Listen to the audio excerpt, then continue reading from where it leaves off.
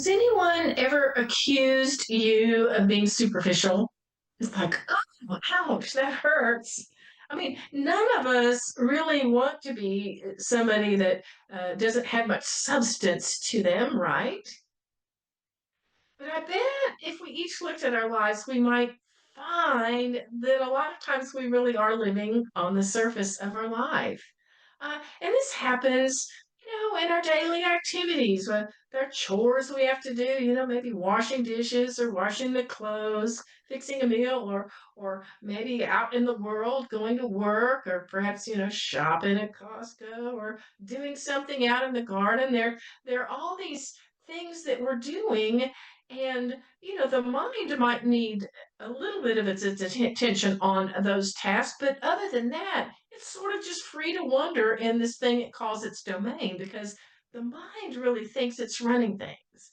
And this is a surface level thing, letting the mind do that, because it's always going to focus on what it sees in the world, not on the depths of what the cause of something may be, but it's going to look at effects, and it's going to think, okay, where's the next problem? Because it wants to fix the problem. So it's this, looking, searching.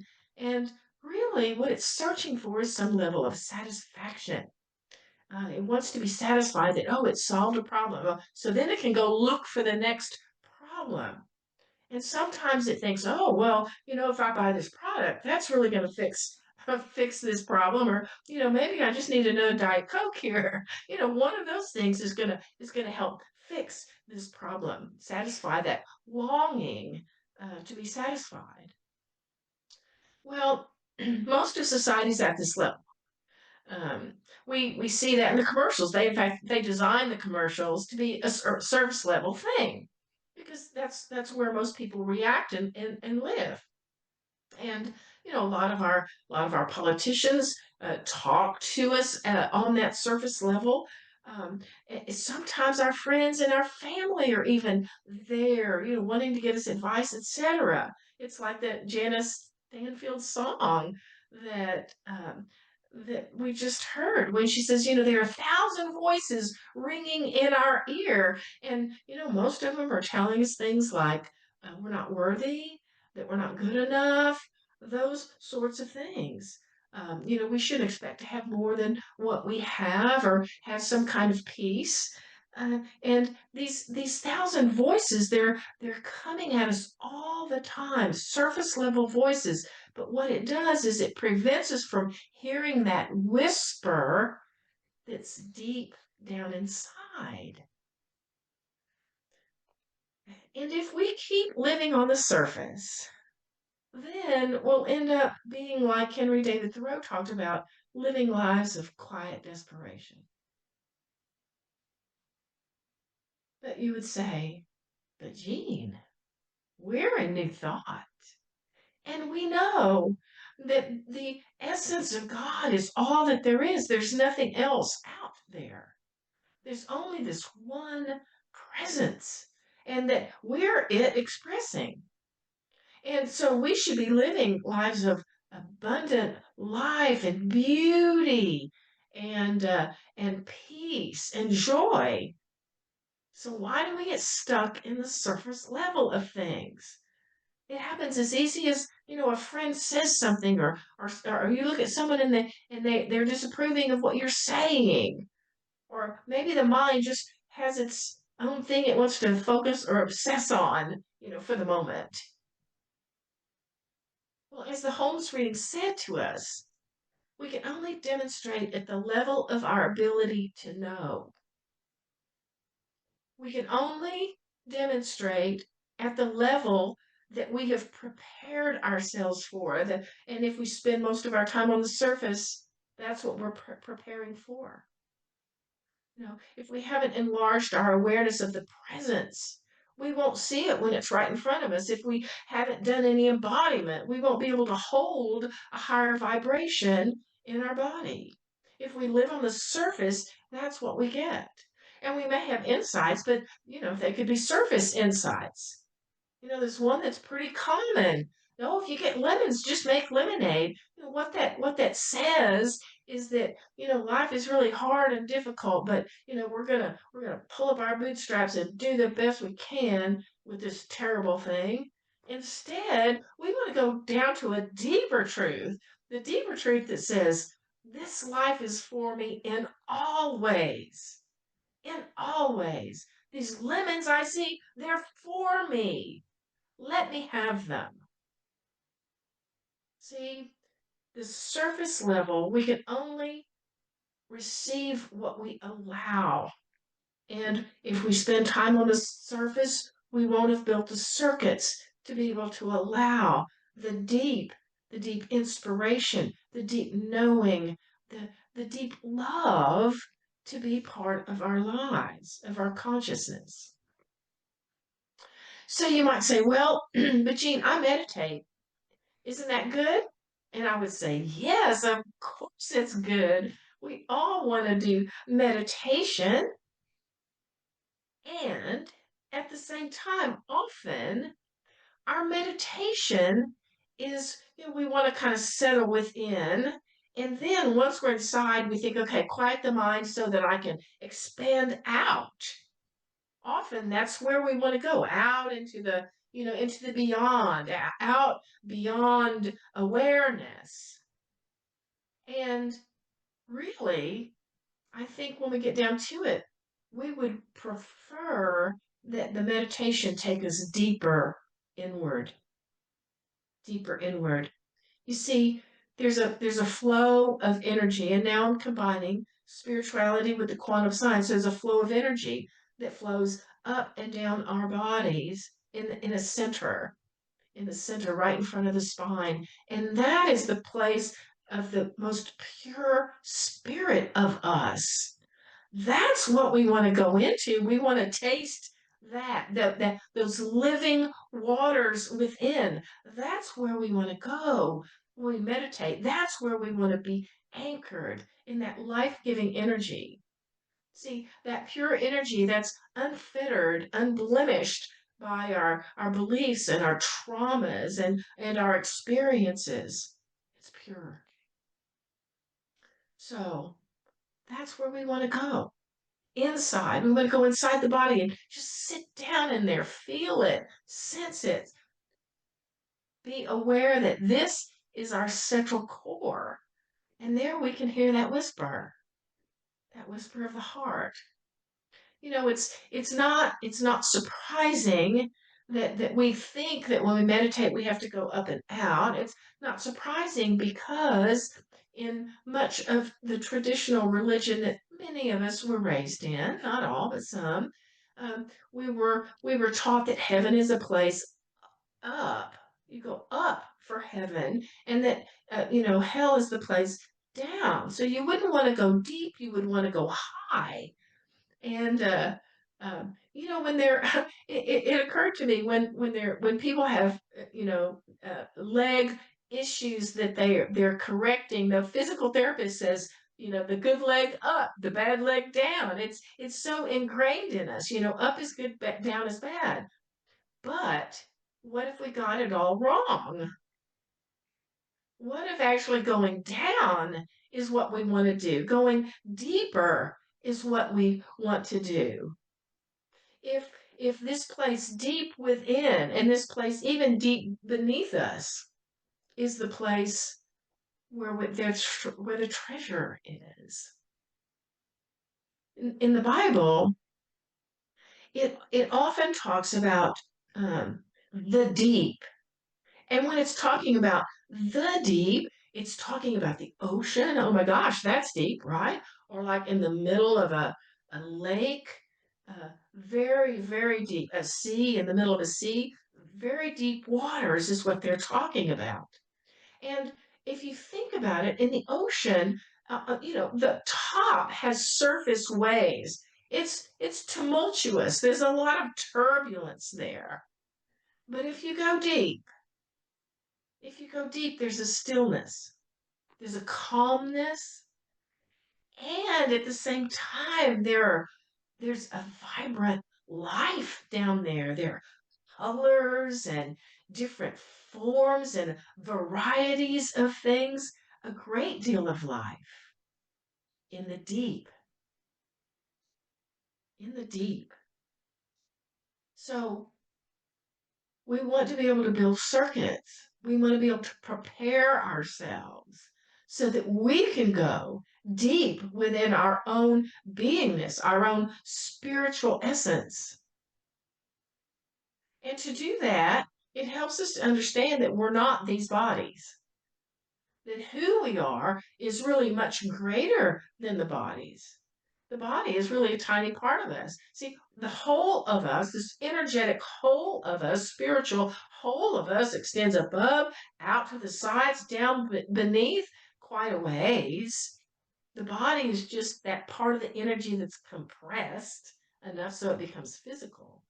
But the non-physical part of us is huge. So we want to inhabit that and also go deep within that. All the way, like Reverend Rainbow said in her prayer, breathing up from the center of the earth, all the way down, as low as our consciousness can take us. We want to ground there. We want to ground there. There's a story in the New Testament about going deep. In Luke, it says it came to pass when the people gathered around to him to hear the word of God, he stood on the shore of the lake of Gennesaret.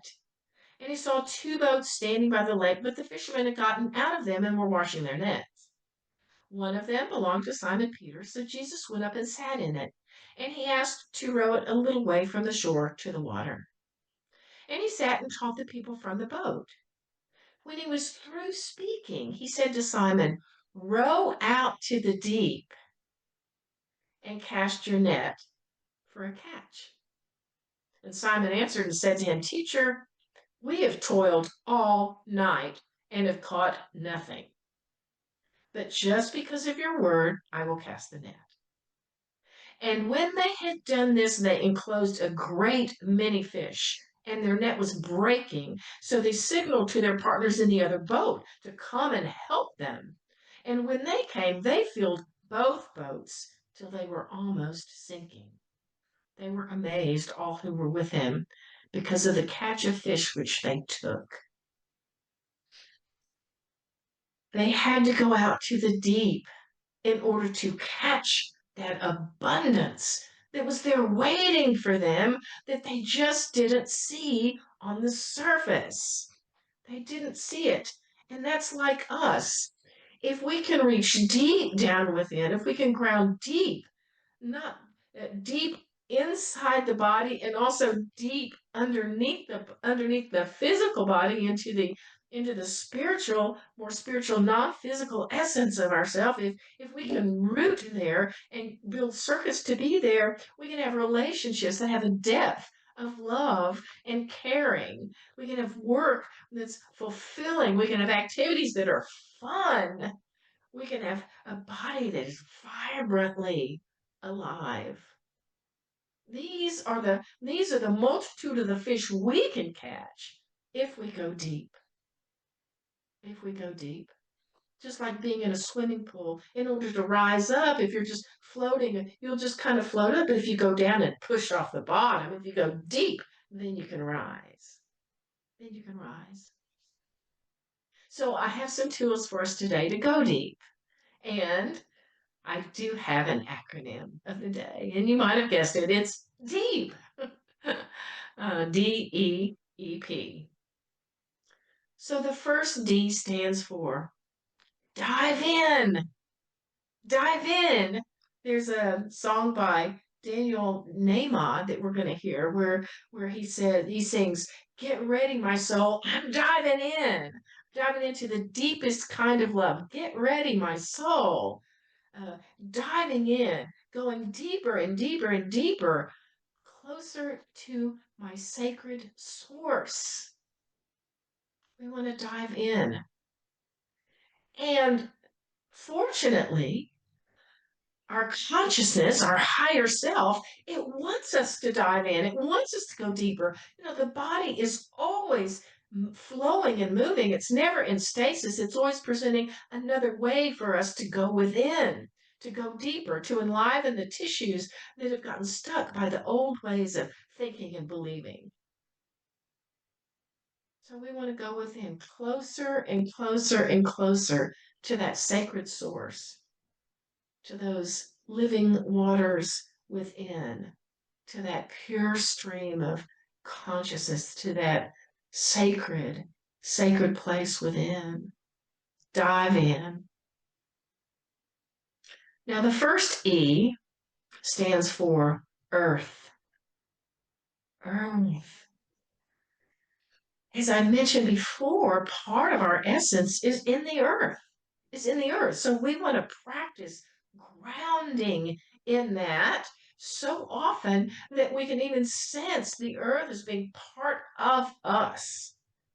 If we can actually sense ourselves going, not just looking down into the earth with our eyes, but actually being down in there with our consciousness and attention, so that we can be looking up instead, looking up at our body.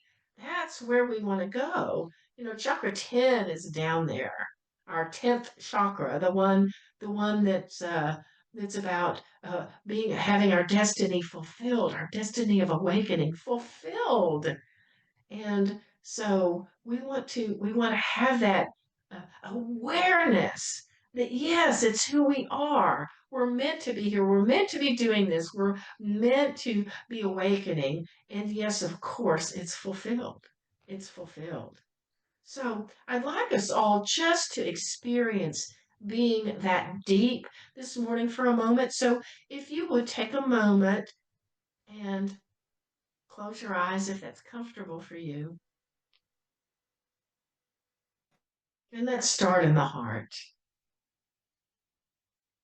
in the place of love.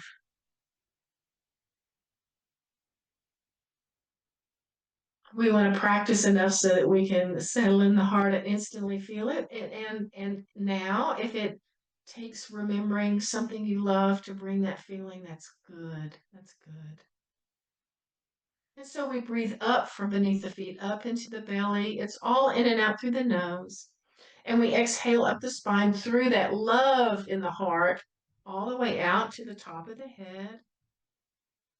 And then we inhale from above, down through the brain, the throat, the heart, all of that love into the belly. And as we're inhaling into that belly, we're bringing that sense of love with us. And then on the exhale out the nose, we're letting that breath and the love travel through the root, down the legs, out the feet, into the earth, and keep going deeper and deeper and deeper with your consciousness and with that presence of love.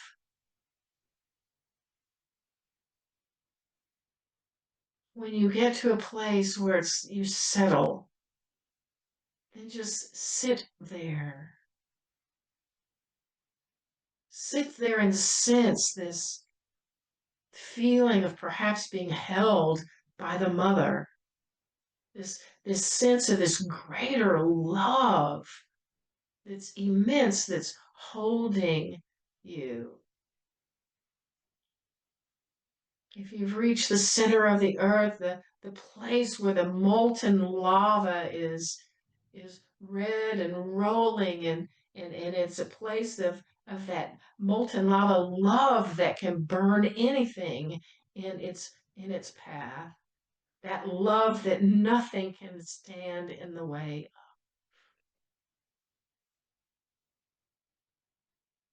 We center in there.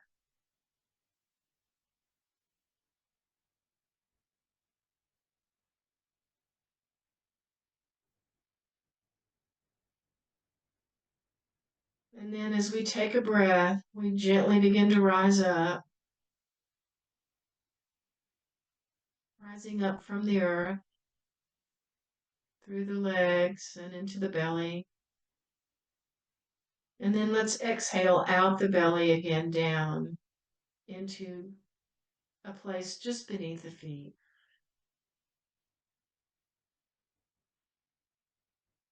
And when you're ready, you can open your beautiful eyes.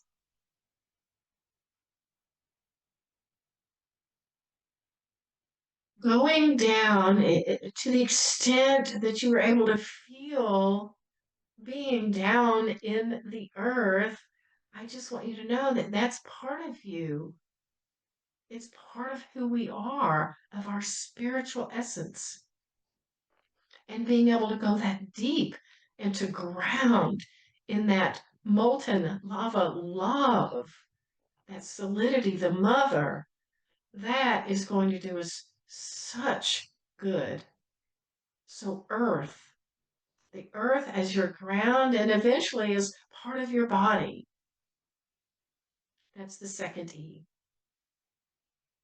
Now, for the third E, it stands for express. Once we have embodied that place of grounding and deep love, then we express it out into our world.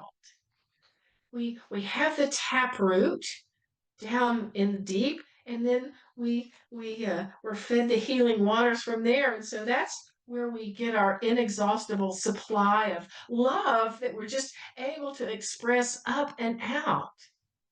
In Jeremiah, it talks about this tree planted by the waters. The roots go toward the stream, so that even when the heat comes or the drought comes, it still has green leaves. It still produces fruit. And that's what we want to be. We want to have that taproot so deep within that presence of that greater love that we're able to express regardless of what heat or drought comes our way. When that's the case with us, then we're walking as the deep. And we get to witness deep calling to deep. That what we're walking as, we call forth in others as well. We call forth into our experience. So we want to express that out in our world. That's the second E. And then the P in deep stands for practice. They say, how do you get to Carnegie Hall? Practice, practice, practice. And it's the same here. It's like that Ernest Holmes quote is we can't go beyond what we've prepared ourselves to be able to do. In order to come from this place deep within, we have to practice being there. We have to practice. Um, there's a there's a little parable in Luke, and it says, I will show you what he is like who comes to me and hears my words and acts on them. He's like a man building a house who dug down deep and laid his foundation on the rock. When the flood came, the torrent crashed against the house but could not shake it because it was well built. But the one who hears my words and does not act on them is like a man who built his house on ground without a foundation. The torrent crashed against the house, and immediately it fell, and great was its destruction. See, if we don't just hear about these things, but we actually act on them, we actually put into practice and dig our soil deep, we will have that foundation that will withstand whatever torrents come our way. Whatever torrents come our way.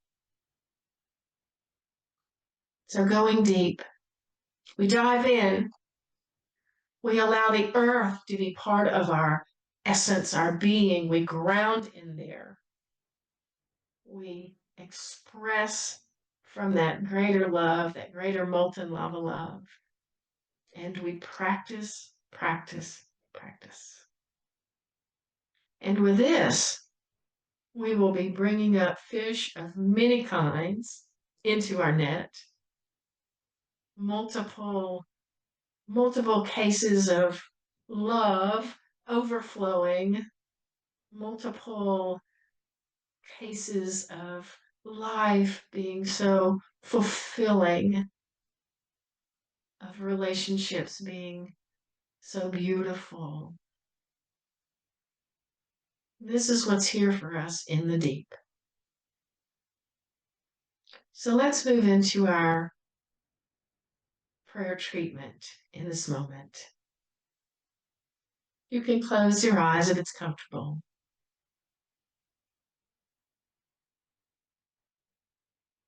So let's take a deep breath.